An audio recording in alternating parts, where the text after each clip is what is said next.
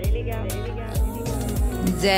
gars, salut les amis, j'espère que vous allez bien et bienvenue dans ce deuxième épisode de Destination, ton podcast pour continuer à progresser dans le sport. Donc là, on se retrouve pour un second épisode. Franchement, je suis toujours trop contente. Je me dis, je suis dans vos oreilles, les gars. Genre, je sais pas si vous vous rendez compte, mais c'est trop bien. Dans cet épisode d'aujourd'hui, on va parler de pourquoi on court. Dans le premier épisode, je vous expliquais ce que l'athlétisme m'avait appris et donc que je m'étais inscrite au semi-marathon. Donc, on va continuer cette lancée de parler un petit peu du sport, de mon inscription au semi-marathon, de ce que le sport m'a apporté. Mais là, on va essayer de s'attarder un petit peu pour savoir pourquoi on court, quelles sont les motivations quand on se met à courir, qu'est-ce que ça apporte dans notre quotidien et qu'est-ce que ça nous permet de développer comme compétence, je dirais pas compétence, mais comme caractère dans notre vie. Donc il y a quelques temps, j'avais fait un réel sur Instagram, vous pourrez aller le voir sur ma page Instagram, c'est Just Amy. Donc dans ce réel, j'expliquais pourquoi les gens comme toi, peut-être, et moi, on aime courir. Parce que pour certaines personnes, ça peut paraître fou qu'on aime courir. Les gens se disent, mais pourquoi vous courez? Vous courez après quoi? Il y a aucun sens dans le but de courir, c'est juste se faire du mal inutilement. Et c'est vrai que comme j'ai expliqué dans l'épisode précédent, donc sur l'athlétisme, tu peux déjà savoir pourquoi moi je cours. Donc comme j'ai dit, pour spoiler alert, pour ceux qui n'ont pas écouté l'épisode 1, je cours parce que j'aime ça avant tout, je cours parce que je fais ça depuis que je suis très petite. Mais en réalité, la course, ça paraît simple comme ça, de se dire ouais, je vais courir, etc. C'est facile, même si d'un autre côté, certaines personnes disent c'est extrêmement difficile de courir, je déteste courir, j'aime pas ça, j'ai l'impression de souffrir pour rien, etc. En réalité, la course, c'est vraiment beaucoup plus complexe. Mais soyons clairs, pour moi, tout le monde a la capacité de courir. On est tous des athlètes. À partir du moment que tu fais une course de 1 minute ou de 5 minutes ou peu importe le temps que tu mets dans ta course, tu es un athlète parce que c'est toi face à toi-même. Tu vois ce que je veux dire? Tu te mets ton propre défi et ça y est, tu vas courir et tu vas te dépasser et un jour après l'autre, tu vas devenir meilleur que tu l'étais hier. Donc, la course, c'est pas seulement un vecteur de performance, c'est aussi un vecteur de, comment je pourrais dire, le fait que tu puisses t'accepter, que tu puisses voir à quel point tu peux repousser tes limites, que tu puisses être toi-même durant une course, que tu puisses partager cet instant où tu vas venir chercher des forces en toi que tu pensais pas être possible. Tu vois ce que je veux dire ou pas? Bref, en tout cas, comme vous le savez, donc j'ai fait de l'athlétisme. Bon oui, je vais pas le répéter chaque seconde, mais c'est juste pour vous dire à quel point je suis légitime d'en parler. Non, je rigole. Mais donc j'ai fait de l'athlétisme pendant longtemps, comme je l'ai dit dans l'épisode 1. Mais j'ai aussi beaucoup de périodes après avoir arrêté l'athlétisme. D'ailleurs, pour l'anecdote, j'avais arrêté l'athlétisme pendant 1 an quand j'étais genre en 5e parce que je travaillais très mal à l'école et ma famille, elle savait qu'il y avait rien qui pourrait me motiver à travailler à l'école à part me retirer l'athlétisme. Du coup, ma sœur, elle a décidé de me retirer l'athlétisme pendant 1 an pour que je me remette sur les rails de l'école. Et c'était vraiment la plus grosse trahison de ma vie, en fait. Là, je l'ai vraiment vu comme, genre, t'essaies de voler ma passion, quoi. Mais finalement, je me suis mis back on track à l'école. Et ensuite, je suis retournée l'année d'après à l'athlétisme. Mais ça a été très difficile parce que quand je suis retournée après 1 an sans aucun entraînement, c'était vraiment difficile de repartir et de me dire, ok, il y a toutes ces filles que je battais, maintenant elles sont plus fortes que moi. Comment c'est possible, en fait? Genre, pour moi, j'étais extrêmement forte et que je parte 2 jours ou 1 an, j'allais revenir forte et c'était pas ça. Donc quand je suis revenue, j'ai fait vraiment face à beaucoup de frustration. Mais bon, ça c'est pour un autre épisode, maybe, c'était juste pour vous faire une petite anecdote. Mais bref, donc après c'est des périodes où j'ai toujours couru, pendant tout le temps, j'ai toujours couru, mais à des moments où je courais pas pendant plusieurs mois parce que j'étais occupée à faire autre chose, parce que je voyageais, etc. Donc j'ai quand même eu des moments de pause et c'est vrai que quand je me suis remise à la course, vraiment plus intensément. Déjà, quand j'ai fait en 2023 le 10 km d'Adidas, j'ai dû un peu me remettre à courir plus régulièrement. Et déjà, je me suis dit, c'est difficile. Mais j'ai aussi remarqué une chose super importante, c'est que j'ai vu que certaines mauvaises habitudes et certains traits de caractère que j'avais plus petite quand je faisais de l'athlétisme ou quand j'étais plus jeune sont réapparus. Déjà, premièrement, j'étais super dure avec moi-même. Genre extrêmement dur. Je vous avais dit que c'était un trait que j'avais où j'étais très dure avec moi-même, où j'avais vraiment ce besoin d'être toujours excellente parce que j'étais habituée à être excellente et je me suis beaucoup reposée sur mes acquis. Ça veut dire qu'à chaque fois que je me remets au running, je suis dure avec moi-même. Je me dis, il faut que tu y arrives, faut que tu sois bonne parce que n'oublie pas qui tu es en fait. N'oublie pas qui tu es. Je suis Pamela. Enfin bref. En tout cas, j'ai ça qui est attaché à moi et j'étais très attachée aux performances. Mais ça, c'était le mois d'avant finalement. Et là, je me suis dit, en fait, là, tu cours maintenant et t'es toujours dur avec toi parce que t'es attaché à la personne que t'étais avant et t'es attaché aux performances que tu faisais avant dans un certain temps, dans un certain environnement, avec un certain mindset qui est différent de la personne que tu es aujourd'hui. Alors du coup, Emilienne, qui es-tu aujourd'hui ? Et donc ça, c'était une grosse interrogation. Me dire qui je suis aujourd'hui, dans quelles conditions je cours aujourd'hui. Le deuxième trait aussi négatif que j'ai vu, c'est que je laissais toujours le chrono et le score dicter ma valeur. Ça veut dire que je pouvais avoir couru très très bien pour une reprise, mais comme c'était en dessous de ce que je faisais d'habitude, par exemple, on va dire qu'il y a comme cette norme de dire que on court 5 km en 30 minutes pour une femme, 10 km en 1 heure. Et moi, je courais 5 km en beaucoup plus de temps que ça. J'étais en mode, c'est pas normal parce qu'avant, je courais beaucoup plus rapidement que ça. Donc, le fait que j'avais pas fait un bon chrono ou que mon score, il était pas assez bon, je me dévalorisais. Et donc, j'invitais en moi des paroles négatives. Je m'auto-sabotais. Et en fait, ce qu'on se rend pas compte de faire ça, c'est que peut-être qu'on dit, ouais, sur une course, c'est mauvais de faire ça. Mais en fait, le fait de dire des paroles négatives, même quand t'as fait un effort et que cet effort, il était bon, parce que déjà, se lever, mettre ses baskets, aller courir dehors, tout seul, parce qu'il faut pas oublier que la course c'est quand même un sport individuel. Tu peux inviter des gens et tout avec toi, mais ça reste quand même un sport individuel. Donc c'est assez compliqué déjà de faire tout ce processus. On dit souvent que le plus dur c'est de commencer. Et quand tu commences, tu vas pas avoir commencé un run, avoir couru 5 km ou moins ou plus, et à la fin te dire, je suis nulle, je fais pas bien, je fais moins bien qu'avant, ma foulée était pas bonne, et puis tu commences à trouver des excuses. Ouais, mais de toute façon, il a plu, de toute façon, mon souffle était coupé, de toute façon, j'avais mal dormi. Oui, bien sûr, c'est des indicateurs qui vont jouer sur ta course 100%, mais ça reste que tu te flagelles et tu invites des pensées négatives en toi, des paroles négatives, tu te dévalorises, et du coup, ça va jouer sur ta confiance en toi, et sans le savoir, le lendemain, même si c'est pas dans la course, ces paroles négatives elles vont revenir parce que ton cerveau, il va avoir enregistré que quand t'es pas fier de toi, tu dis des paroles négatives, alors tu vas juste générer ça dans ta vie. Et ça, c'est pas bon. Ensuite, le troisième point, c'est que je voulais des résultats rapidement. Mais ça, je pense qu'on fait tous cette erreur dans n'importe quel domaine de notre vie. On veut des résultats rapides. Mais on sait très bien que avoir des résultats qui soient bons, ça prend du temps. Et on doit vraiment être patient. Donc c'est pour ça que j'en parlais beaucoup dans l'épisode 1 où je disais l'athlétisme, c'est vraiment l'école des émotions, l'école de la rigueur, là où on t'apprend la patience et où la frustration est le plat principal. Donc en tout cas voilà, c'est les 3 points que j'ai remarqués chez moi quand j'ai repris la course et que je me suis dit franchement j'ai pas envie de retomber dans ça, j'ai envie de courir correctement. Donc je me suis dit écoute Emilienne, t'as grandi, t'as changé, tu vas juste réapprendre à courir.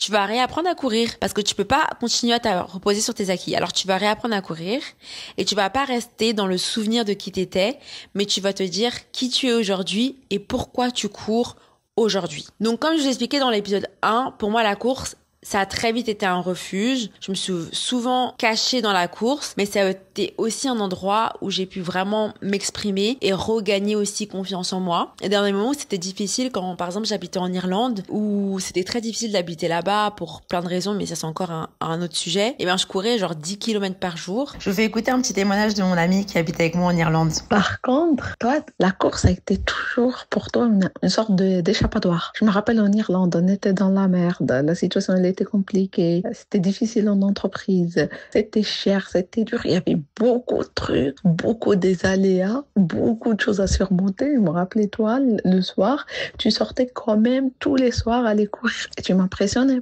Déjà, moi, je faisais la marche et je la faisais parce que les billets de transport coûtaient cher. Mais par contre, toi, je me rappelle que c'était vraiment une passion. C'est vrai qu'on habitait aussi pas très loin, mais je me rappelle très bien. C'était vraiment une échappatoire et qui t'a fait résister en fait. 8 mois, il me semble bien, on ne fait pas en Irlande. Et je me rappelle très bien. Je me rappelle très bien de comment tu étais en forme chaque jour. Et chaque jour, c'était un défi que tu pouvais dépasser assez facilement grâce à la course que tu faisais le soir. Et au début, je me disais ça me fait du bien, mais en fait après, ça me faisait pas du bien parce que c'était addictif. Donc le pourquoi, il est super important. Le pourquoi on court, c'est vraiment central. Moi, c'est vrai que je vous ai pas forcément dit. Je vous ai dit pourquoi je me suis inscrite au semi-marathon et ce que j'aimais la course. Mais je vous ai pas dit pourquoi profondément je cours. Alors aujourd'hui, je vais être honnête avec vous, je vais vous dire pourquoi je cours. Donc au-delà du fait que j'aime courir, avec toutes les raisons que j'ai citées dans l'épisode 1, la vraie raison, les amis, c'est que je cours parce que je suis extrêmement bonne dedans. Je cours parce que c'est un espace qui m'a façonnée, c'est un espace où je me suis dépassée, c'est un espace où je n'abandonne jamais. Mais c'est surtout l'endroit où ma confiance en moi, elle est à mon maximum. Vous voyez, je cours depuis que j'ai 4 ans. Maintenant, j'en ai 31. Que c'est un endroit où je me sens à mon maximum, où je me sens bien. C'est un endroit que je maîtrise. Je maîtrise le running, je maîtrise mon corps, je maîtrise ça. Donc c'est juste moi vs moi et je vais toujours gagner. C'est mon espace personnel, c'est la chose qui me fait du bien. Alors oui, quand je cours parce que je suis bonne dedans et parce que ça me fait du bien et parce que dans ma tête, ça me valorise. C'est pour ça que je cours. Si je suis vraiment honnête, si là, vous et moi, on est assis ensemble et qu'on se dit les choses, je cours parce que je suis bonne, que ça booste mon ego, parce que ça me booste ma confiance en moi, ça booste mon estime de moi-même. Quand je finis la course, je me dis, waouh, Amy, t'as dead wesh. Mais en tout cas, ce que j'ai compris beaucoup dans la course, c'est qu'il faut être honnête avec la raison pour laquelle tu cours. Parce que tout commence dans la tête. Tout commence dans la tête. Et comme beaucoup de choses dans la vie, finalement, le pourquoi va te permettre de tenir, de rester motivé, de te dépasser et surtout de ne jamais abandonner. Donc moi, quand j'ai repris la course, je l'ai fait pour vérifier déjà si j'étais toujours dans le game, on va pas se mentir. Et évidemment, ça a pas tenu longtemps. Franchement, j'ai vu que j'y étais plus, j'ai vu que ma belle, il faut se remettre et c'est pour ça que j'ai décidé de réapprendre à courir. Il fallait que je prenne conscience de mon environnement, de mon corps et du niveau que j'avais actuellement, qui était pas mauvais en soi, qui était pas mauvais parce que en vrai, quand t'as couru si longtemps, tu pars jamais de zéro, tu vois. Et là, j'ai une idée, et ceci n'est pas une promotion. Je me suis dit, écoute, je vais demander de l'aide. Je vais demander de l'aide. Donc, j'ai pas demandé seulement de l'aide à mes amis, j'ai demandé de l'aide auprès des plateformes compétentes pour ça, qui ont créé des outils qui nous permettent de courir mieux. Donc, j'ai commencé les courses guidées du Nike Running Club. Et là, les gars, life changing. C'était trop bien. J'avais besoin d'aide. Je suis allée en chercher et les courses guidées, c'est vraiment génial quand vous voulez vous remettre à courir ou que vous voulez simplement apprendre à courir. En fait, ça consiste en quoi? Vous avez un run, vous pouvez choisir des runs de 1 km, 2 km, 5, 6, 7, 8, des runs en temps de pluie. Enfin, il y a plein de sujets différents. Vous pourrez les regarder sur l'application. Et en fait, ce qui se passe, c'est que vous avez un coach qui parle dans vos oreilles. Donc, il vous donne des conseils et parfois, il vous laisse des petits moments de pause qui vous permettent vous aussi de vous acclimater parce que comme j'ai dit dans un de mes réels que j'ai posté sur Instagram dernièrement, vous êtes votre propre coach. Au final, vous êtes la personne qui vous connaissez le mieux. Donc, c'est toi-même en fait qui va pouvoir te connaître le mieux et lui il est là comme un support. Donc vous avez des coachs qui vous parlent, des coachs de Nike, notamment coach Lucio parce que moi je suis fan de coach Lucio. Si tu passes par là coach Lucio, salut.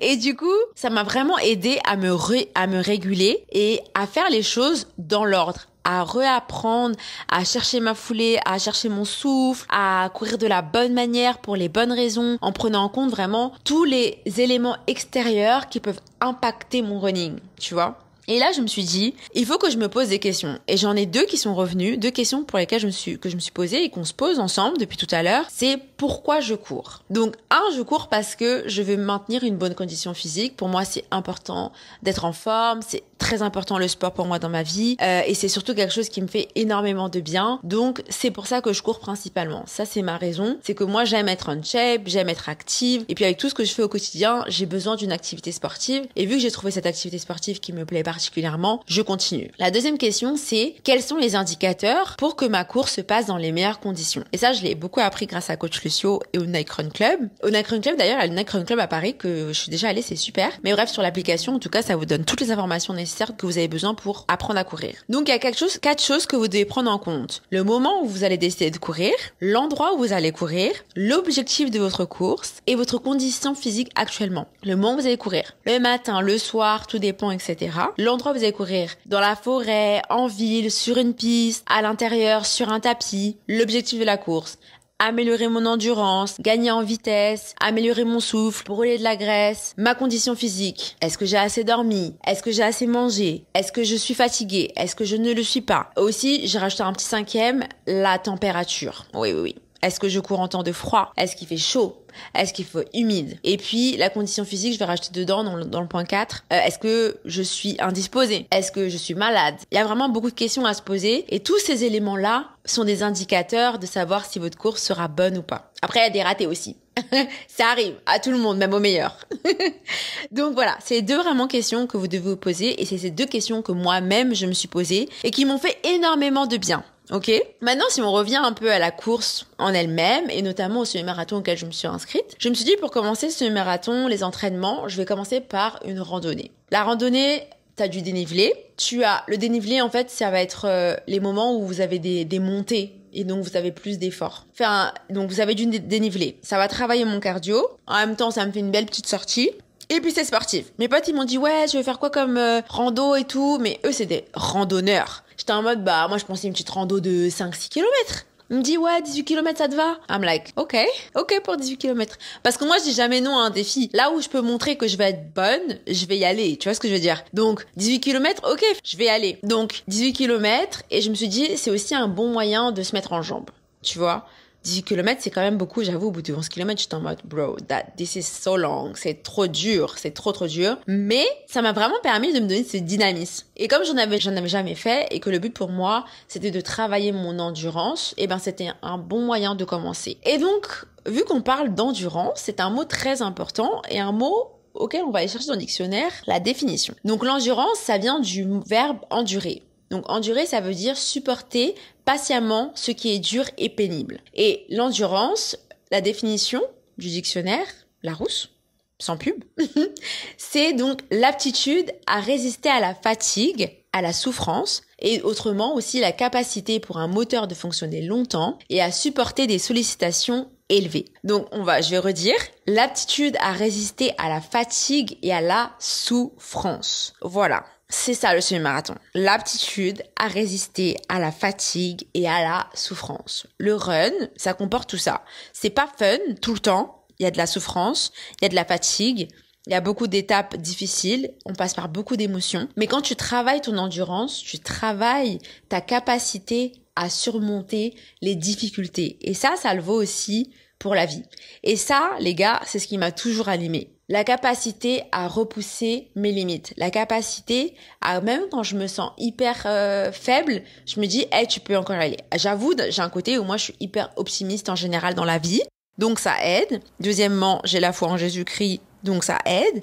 Et troisièmement, j'aime voir à quel point je suis capable de résister malgré la difficulté. Peu importe où tu es, peu importe par quoi tu passes, peu importe ta situation, tu vas te donner les moyens pour réussir et pour arriver là où tu veux. Et tu as la discipline que pas tout le monde a. Si tu ne te basais pas sur la motivation. Alors, on avait vécu une expérience à l'étranger aussi belle, aussi challengeante, mais toi, tu n'as jamais arrêté de faire les choses, même si qu'ils étaient, on va pas dire qu'ils te plaisaient pas, mais quand même, ça nécessite beaucoup de morale, ça nécessite d'être bien, mais toi, tu te lançais quand même.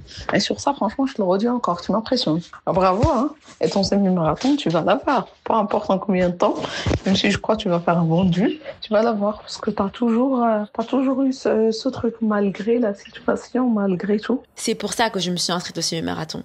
C'est pour voir jusqu'à où mon corps et mon mental, ils sont capables d'aller. Jusqu'à où je peux aller. Jusqu'à où je peux me dépasser et me dire, meuf, t'es endurante. Et moi, la course de fond a toujours été ma passion. J'ai commencé l'athlétisme en faisant des crosses. J'ai commencé l'athlétisme parce que je faisais des crosses. Je faisais des courses longues et ça a toujours été quelque chose qui m'anime. Et toutes les disciplines que j'ai faites dans l'athlétisme sont juste venues renforcer les courses longues que j'aime particulièrement faire. Vous voyez ? Je veux me dépasser physiquement, mais au fond, je cherche surtout à apprendre. Parce que c'est vraiment, pour moi, le running, c'est vraiment de l'apprentissage tout du long. Au final, t'es juste avec toi-même. Tu dois te parler, tu dois te motiver, tu vois, tu vas travailler ton mental encore et encore et encore et encore pour pas lâcher. Parce que si ton mental, il est solide, c'est 90% du travail qui est fait. 90% du travail est fait parce que c'est ta tête qui porte tes jambes.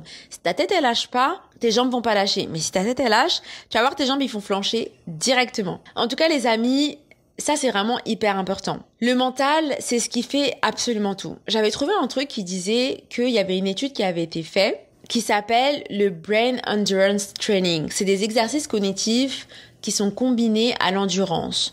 Donc, c'est un protocole qui permet de réduire le sentiment d'effort et d'améliorer la résistance mentale. Et donc, du coup, nos performances sur le long terme, même en état de fatigue. Autrement dit, c'est pas juste ton corps qui court, mais c'est ton mental qui tient. Donc, comment, dans l'effort, on fait pour résister ? Et c'est ça vraiment l'endurance, au final. Et ça se travaille tous les jours. Ça se travaille par vos petites courses de 1-2 minutes, 1-2 kilomètres, 3-4 kilomètres. C'est comme ça que tu travailles ton endurance. En tout cas, les amis, pour finir, je dis beaucoup en tout cas, j'ai remarqué que c'est un tic de langage que j'ai. Je sais pas si vous l'avez remarqué aussi. Mais bref, pour finir, j'ai juste envie qu'on prenne le temps, un petit moment pour décomposer le mot endurance, parce que ce mot, c'est bien plus que dans l'atmosphère de la course. Ça touche plein d'aspects de notre vie. Et quand on y pense, l'endurance, c'est plusieurs mots. Donc on va décomposer chaque lettre du mot endurance et voir ce que ça raconte et ce que ça peut nous apporter et comment ça peut nous encourager.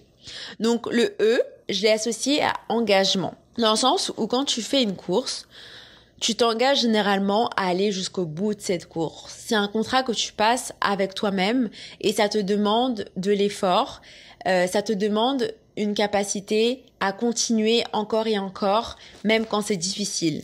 Parce que c'est un choix que tu fais. Tu décides de faire cette course. Tu décides de commencer à courir. Donc, ça te demande de toi d'être constant. Ça demande de toi de t'investir. Je sais que c'est deep ce que je dis, mais ça vaut aussi pour d'autres facettes de notre vie. Mais c'est vraiment ça. Quand tu t'inscris à une course, le but, c'est que tu souhaites la terminer. Peu importe ce qui se passe le long du chemin, tu vas tout faire pour pouvoir terminer cette course. Ensuite, le N, j'ai mis pour niveau. Parce que l'endurance, ça t'apprend à élever ton niveau. Genre, ça t'apprend à te dépasser, comme je disais. Donc, ça te pousse à être meilleur que tu étais hier. Forcément, quand tu cours, t'as des courses qui seront moins bonnes que d'autres, mais chaque course que tu fais te rapproche un peu plus de meilleurs résultats, tu vois, et tu seras toujours meilleur que ce que tu étais hier. Ensuite, le D, je l'ai mis pour discipline, parce qu'il n'y a pas de progrès sans régularité. L'endurance, elle s'installe dans les habitudes solides.